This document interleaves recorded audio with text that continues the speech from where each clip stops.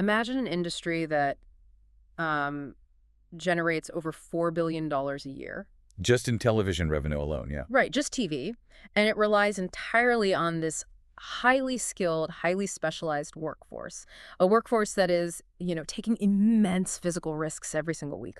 Absolutely. Now imagine that overnight, the governing body of this industry decides to just completely deregulate how that workforce gets paid. Which is wild to even think about. It's insane. They deregulate it, but they refuse to give them standard employment contracts. They refuse to set a minimum wage, and they refuse to cap what the top competitors can spend. Yeah, they basically just throw open the vault doors and just walk away. Exactly. Just walk away. And that is the exact reality of college football today. Welcome to today's Deep Dive. I'm your host, and sitting down with me is our resident expert in sports economics to, really unpack this. Thanks for having me. I mean, it is a breathtaking case study in market shock. Truly. You were looking at a multi-billion-dollar ecosystem attempting to completely re-engineer its core economic principles. While hurtling forward at like 100 miles an hour. Right. We are watching the sudden structural collapse of traditional amateurism. Yeah. And what has rushed in to fill that void is, well, it's nothing short of fascinating. It really is. And for you listening, whether you are a massive college sports fanatic who, paints your face on Saturdays, or you're just a business-minded person who finds rapid shifts in massive industries captivating, this deep dive is going to fundamentally change how you view the business of athletics. Oh, without a doubt. Today, we are stepping out of the stands and directly into the boardroom, or really the film room. We have this fascinating source document today titled, "This Isn't Amateur Anymore." It's a great piece. Really breaks down the mechanics. It really does. Yeah. So our mission today is to pull apart this financial ecosystem, look at the completely unregulated capital that's just flooding the market right now, and explore the desperate need for a professionalized rule set. Because the core conflict we are examining today, and the document makes this very clear, is simple but incredibly dangerous. Right. We stripped away the concept of amateurism, right? We handed athletes professional level money, but we completely neglected to build the professional level infrastructure required to actually sustain it. We just forgot the blueprints. Exactly. The money is just the symptom here. The underlying condition is a terrifying vacuum of regulation. So let's start with what actually disappeared. Because to understand the chaos of right now, we have to look at the load-bearing pillar that just got knocked out, which is amateurism. Yeah, that's the foundation of everything. For decades, the entire operation, every television contract, every compliance manual, every recruiting pitch, it was all built on the legal and philosophical premise that these athletes were not employees. Right, they were quote-unquote student athletes. Student athletes. You went to school, you played for the program, and any financial monetization of your talent, well, that happened only if you made it to the professional leagues. And it's so important to understand the structural weight of that term. The source text goes into this. Student athlete wasn't just a nice phrase. It was coined in the 1950s, specifically to shield universities from workers' compensation claims. Wait, really? Just for workers' comp? Literally. It was a legal fortress built by the NCAA. And even if people spent decades debating the morality or fairness of that fortress, economically speaking, it provided absolute stability. Because it fixed the costs. Exactly. It set the labor costs for the universities at exactly the price of a scholarship, period. It was a fixed cost labor market. And then, poof, the fortress just evaporates. Just gone. With the advent of NIL, the legal right for athletes to profit off their name, image, and likeness, this shift didn't happen in a phased corporate rollout. No, not at all. It wasn't like a 5-year transition plan with beta testing and smaller conferences. The switch was flipped overnight. Literally overnight. It's like we flipped a switch from a high school play straight to a multi-million-dollar Broadway production, and we just expected everyone to instinctively know their marks. That's a really good analogy. Oh, yeah. Because suddenly you have 18-year-olds who are no longer just traditional students playing a sport. Right. They are functioning business entities. Yeah. They're a walking The brand. psychological shift there has to be insane. Think about the cognitive load on these kids. Oh, it's massive. Yeah. You are an 18 to 22-year-old. You are navigating college classes. You're probably living away from home for the very first time. And you're trying to learn a highly complex athletic playbook. Which is a full-time job on its own. And suddenly, you are also the CEO of your own brand. Yeah. You have value that can be monetized immediately, and you are thrust into a market where your brand equity fluctuates week to week Yeah. based on your performance on national television. I try to put myself in those shoes, and it's hilarious. I mean, at 18, I was struggling to figure out how to separate my whites and colors in the dorm laundry room. And these kids are being asked to evaluate their own market value and negotiate commercial agreements. But here's a crucial distinction we need to make right off the bat, just to ensure we are looking at this clearly. Yeah, let's clarify this. The document is very explicit about this.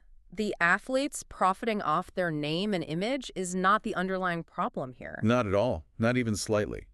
The monetization of their brand equity makes perfect economic sense. Right. I mean, it was an inevitable market correction. Right. The fundamental issue is the structural reality of how they're getting paid and the complete lack of a framework surrounding those payments. Because when you erase the rules of amateurism, you don't just achieve a sudden utopia of fair compensation. No, you get absolute chaos if there isn't a new set of rules to replace the old ones. Which brings us to the actual mechanism of how this money is moving. Because this is where the system completely breaks down. Let's clarify for you listening exactly how these players are getting paid, because it's not the university writing a check from the athletic department's payroll, is it? No, legally they can't do that. Right. So we hear this term collective thrown around constantly in the news.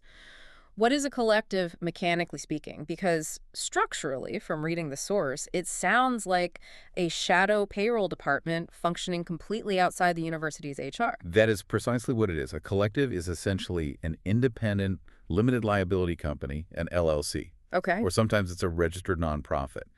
And these are set up by wealthy alumni and boosters of a specific university. So fans with a lot of money. Exactly. And these entities pool money from donors. So some donors give $50 a month, like a subscription. But then you have billionaires writing seven-figure checks. Wow. The collective then uses that pooled capital to pay the athletes. Ostensibly, this is in exchange for the athlete making a public appearance or, signing autographs or posting on social media. So it's basically unregulated venture capital masquerading as an endorsement deal. Yeah, that's exactly what it is. The university can just look the other way and say, hey, we aren't paying the players. The collective is paying them for their quote-unquote brand work. Right, they keep their hands clean, legally speaking. But in reality, the collective exists solely to fund the roster of that specific football team. Entirely. And because the collective is legally separate from the university, it operates outside of Title IX requirements. It operates outside of standard university employment policies. Which is convenient. Very. And most dangerously, it operates without any central league oversight.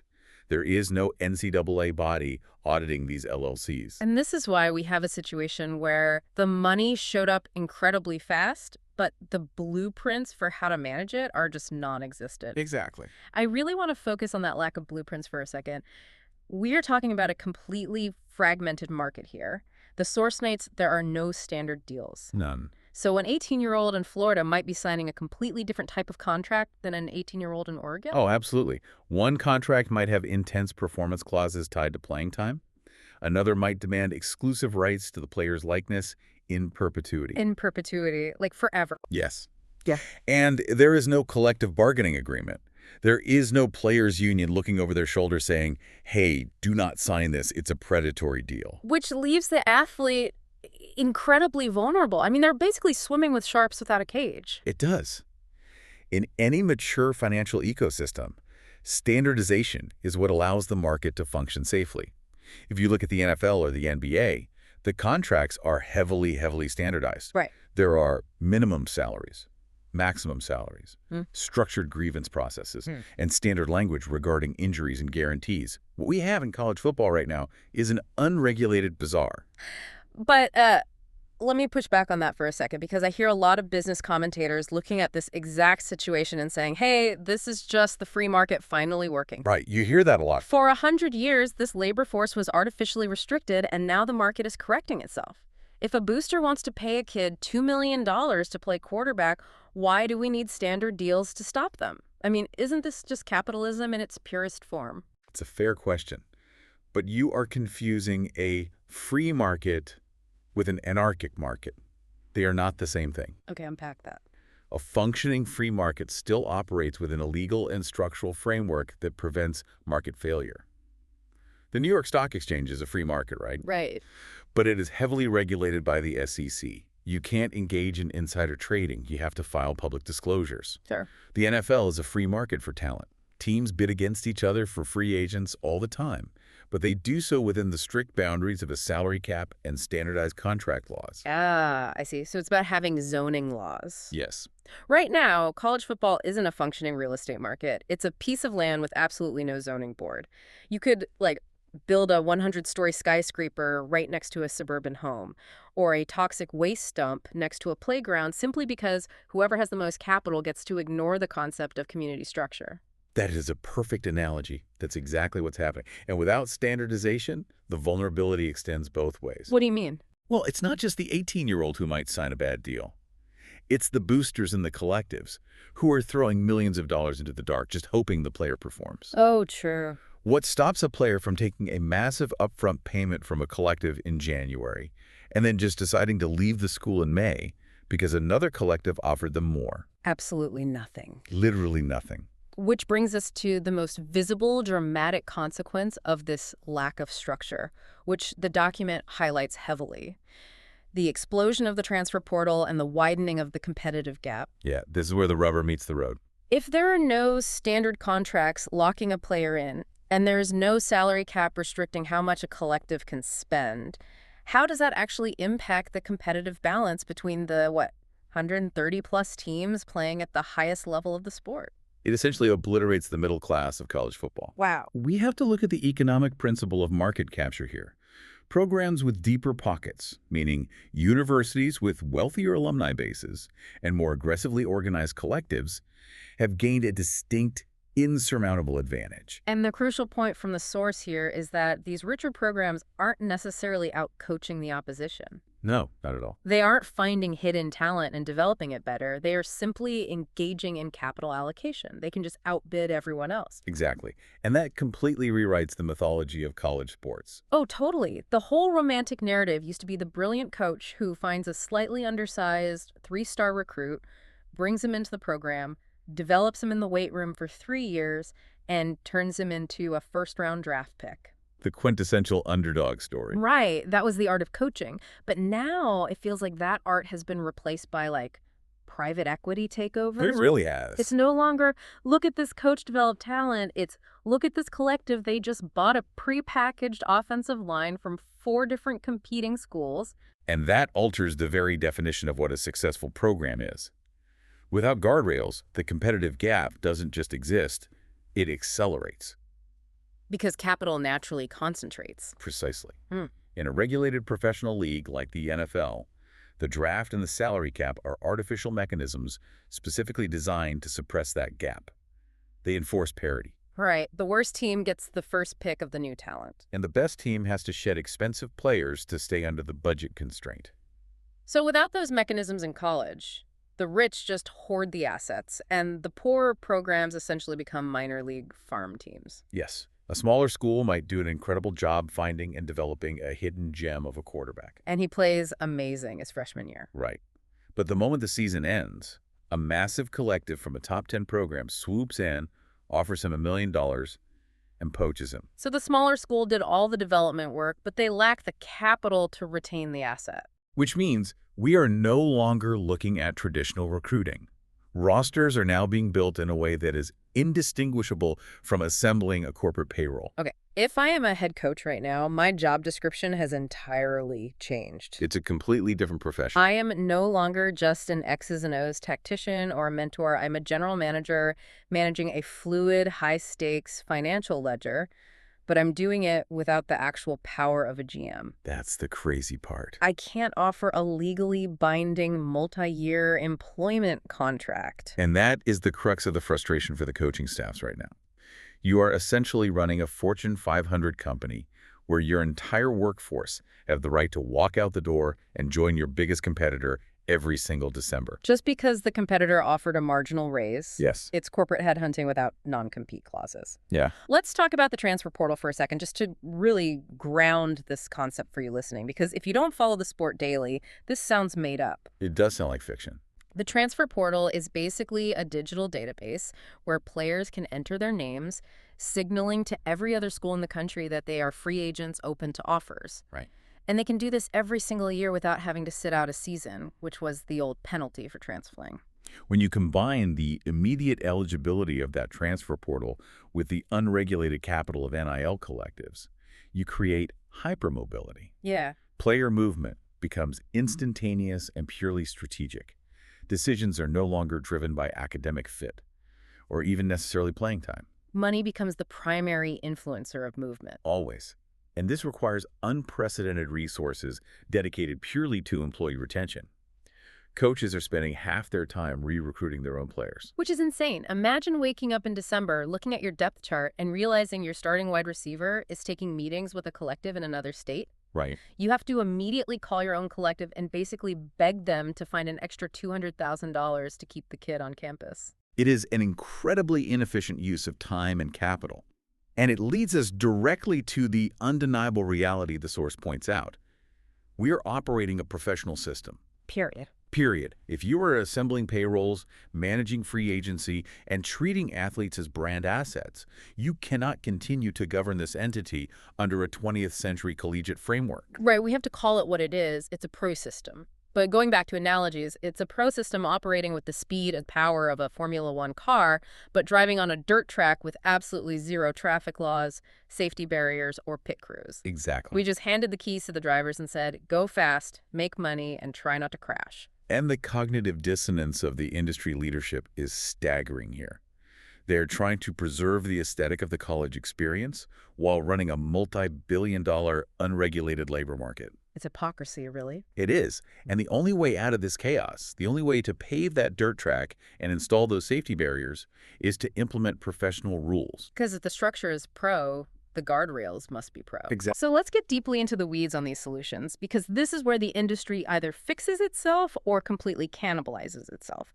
The document keeps circling back to two specific mechanisms: standardizing deals and implementing salary caps. The two pillars of a stable sports economy. Let's start with the salary cap. How does a salary cap actually function mechanically in a way that reduces these massive competitive gaps we just talked about? Well, a salary cap is the ultimate stabilizing force. Let's look at a soft cap model, similar to the NBA, which includes luxury taxes. Okay, how does that work?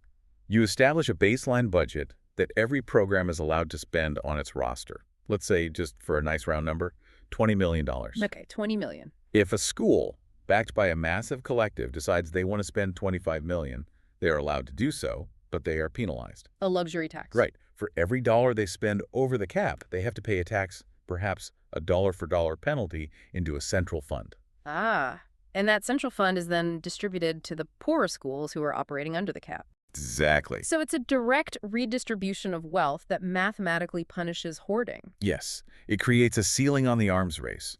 A program with limitless booster money can no longer just buy every top player at every position just to sit them on the bench so no one else can have them. Which they absolutely do right now. They do. But with a cap, they are forced into strategic capital allocation. They have to ask, do we spend $5 million on an elite quarterback, but then have to fill our offensive line with lower-tier players to stay under the cap? Wow, okay. This naturally distributes the elite talent more evenly across the entire ecosystem. It forces parity. The middle-tier schools suddenly have a fighting chance because the top-tier schools simply cannot afford to buy everyone. Right. But here is the massive logistical hurdle, and I'm really curious how you solve this. How do you enforce a salary cap when the universities technically aren't paying the salaries the collectives are? Yeah, that's the rub. How does a centralized body audit 100 different independent LLCs scattered across the country to ensure they aren't paying players under the table to circumvent the cap? That is the multi-billion-dollar question. Yeah. And it's why the current legal structure has to change.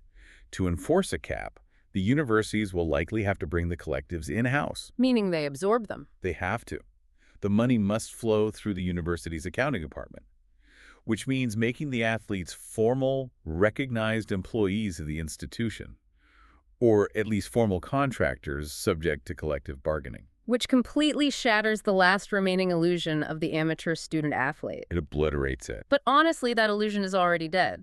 We're just waiting for the coroner's report. Basically, yeah. If they bring the money in-house, then they can collectively bargain with the players. And that leads to the second massive solution proposed in the text: standardized deals. Right, because standardizing deals brings predictability, which is exactly what a volatile market desperately needs. So what does a standard deal look like? Well, if we have a collective bargaining agreement, we establish uniform contract structures. Contracts have standard lengths, maybe a standard 2-year commitment for incoming freshmen. Okay, so you can't just leave after 6 months. Exactly. They have standard buyout clauses. They clearly delineate base compensation versus performance-based incentives. Think about what that does for the athlete as a brand. We talked earlier about predatory contracts.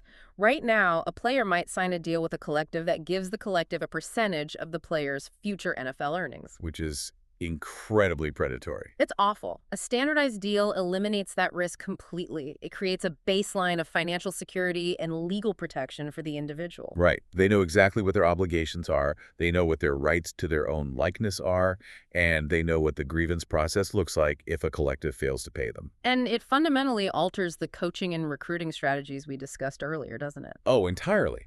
If a player is under a standardized multi-year contract with a predetermined buyout clause, the transfer portal slows down. It doesn't disappear, right? No, free movement is still illegal, right? And it should be, but it becomes strategic rather than chaotic. Because there's a cost. Exactly. If a rival school wants to poach your starting running back, they can't just slide them $1 million in December. They have to actually negotiate a buyout with your university. It creates friction, good, healthy, economic friction. Exactly. Right now, there is zero friction in player movement. If you introduce standard contracts, a coach can actually look at his roster and say, okay, these 30 players are locked in for the next 2 years.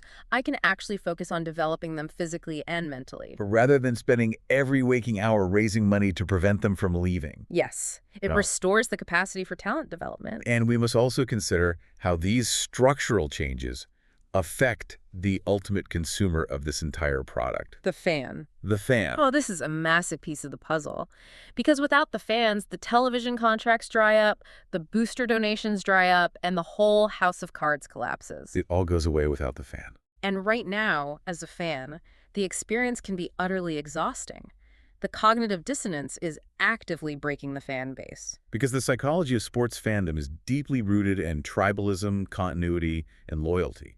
You invest emotionally and often financially in a team. Right. You buy the jersey, you learn the backstory of the players, you watch them grow from freshmen to seniors. But the current unregulated system destroys that continuity. Totally. Imagine buying a jersey of your favorite incoming freshman in October. He has a great season. You invest emotionally in his success as a representative of your university. And by December 15th, he is transferred to your most bitter, hated rival simply because their collective offered him a $50,000 raise. It severely degrades the connection between the fan and the team. It really does. While most fans intellectually understand and generally support the concept of athletes receiving their fair share of the revenue. Which they should. Right. But an ecosystem that operates like a perpetual unregulated auction house alienates the consumer base. It's the difference between rooting for a cohesive team that represents your community and rooting for a temporary collection of independent contractors who happen to be wearing the same color laundry for a 6-month window. That's a great way to put it. It feels transactional. The passion gets replaced by cynicism. Which is why implementing professional rules caps and standardized contracts is not just about saving the coach's sanity. Right. Or protecting the players from bad deals. It is about saving the fan experience. Predictability and roster stability allow fans to reinvest emotionally. It restores a sense of structural integrity to the sport. Yes, tells the consumer, yes, this is a professional business, but it's a structured, sustainable business, not a chaotic cash grab. The survival of the sport depends on establishing that structure. We've built the professional model. The billion-dollar television deals are here. The private equity money is here. The athletes operating as independent corporate brands are here. The old bedrock of amateurism has been completely excavated. The foundation has been removed, and the skyscraper is swaying in the wind. The only remaining step is the hardest one. What's that? The industry leaders, the university presidents, and the lawmakers must muster the collective will to actually build the new structural supports. They have to officially recognize the athletes as labor and implement the rules that govern professional labor markets. Wow. Okay, let's pull all these threads together because we have journeyed through an incredibly dense, rapid evolution today. We covered a lot of ground. We did. We started by examining the overnight death of the foundational concept of amateurism, that massive legal fortress that suddenly vanished, turning the student athlete into a walking, talking brand and business decision without any warning or preparation. We then explored the immediate chaotic aftermath of that shift.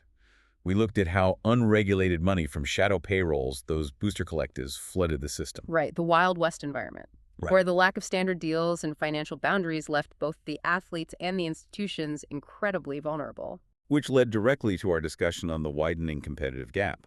We broke down how the richest programs used uncapped capital to capture the market, turning the traditional art of recruiting and talent development into a straight-up private equity-style payroll assembly. And the coaches essentially became general managers, fighting against the hypermobility of the transfer portal.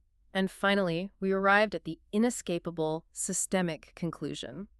We are operating a professional sports league and urgently need to adopt professional-level It's rules. the only way forward. By exploring the mechanics of salary caps and standardized multi-year deals, we saw how introducing economic friction could bring sustainable structure back to the sport, protect the athletes as brands, and ultimately save the emotional continuity of the fan experience. It's a complete paradigm shift, but a necessary one. For you listening, whether your primary interest is sports, economics, or shifting cultural norms, this is a real-time masterclass in what happens when innovation vastly outpaces regulation. It's a stark reminder that demanding a purely free market sometimes reveals that what an ecosystem actually requires to survive is a structured market. It is a profound lesson in systemic evolution. Mm. You cannot fundamentally alter the economic foundation of a massive enterprise without meticulously redesigning the architecture that sits above it. I absolutely love that way of framing it, and it leaves me with one final lingering thought for you to chew on as you go about your day. Let's hear it.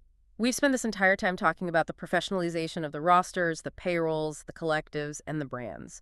But if player movement between these programs continues to become even faster and purely strategic, and if these rosters are entirely dictated by unregulated booster-funded payrolls, Yeah. at what point does the actual academic college part of college football become nothing more than a symbolic logo on a professional uniform? It's the ultimate existential question for the sport. Thanks for diving deep with us today.